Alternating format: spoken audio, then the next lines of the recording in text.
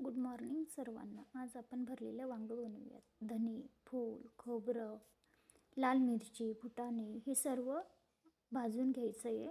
त्यात थोडासा कांदा फोडून कांदा भाजून घ्यायचा, लाल मिरची भाजून घ्यायची आहे, धने, फूल हे सर्व थोडंसं तेल टाकून भाजून घ्यायचं आहे.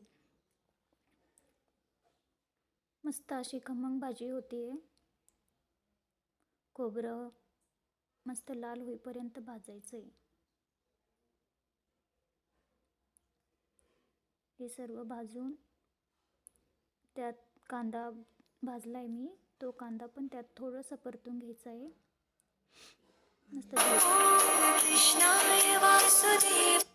जिऱ्याचा तडका मारून भात बनवला आहे.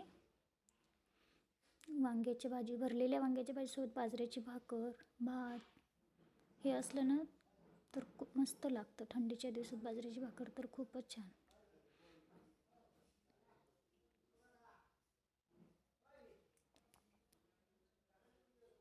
हे मस्त भाजलं आहे.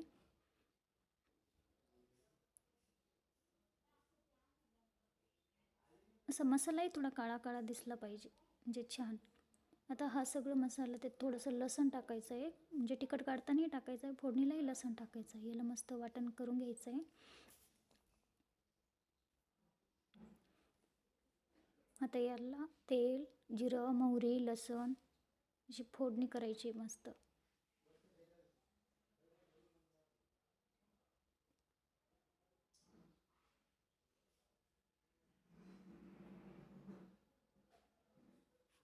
तुम्हाला जर ही वांग्याची भाजी करायची असेल किंवा ही भाजी जर माझी आवडली असेल तर कमेंटमध्ये नक्की सांगा कशी झाली ही भाजी.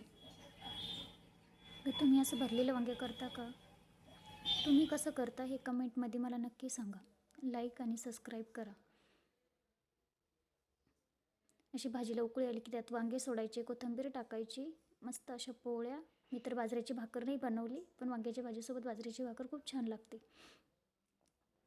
त्यासोबत भाजलेला पापड. थंडीच्या दिवसात गरम गरम जेवण असलं तर मग मस्त जेवण जातं.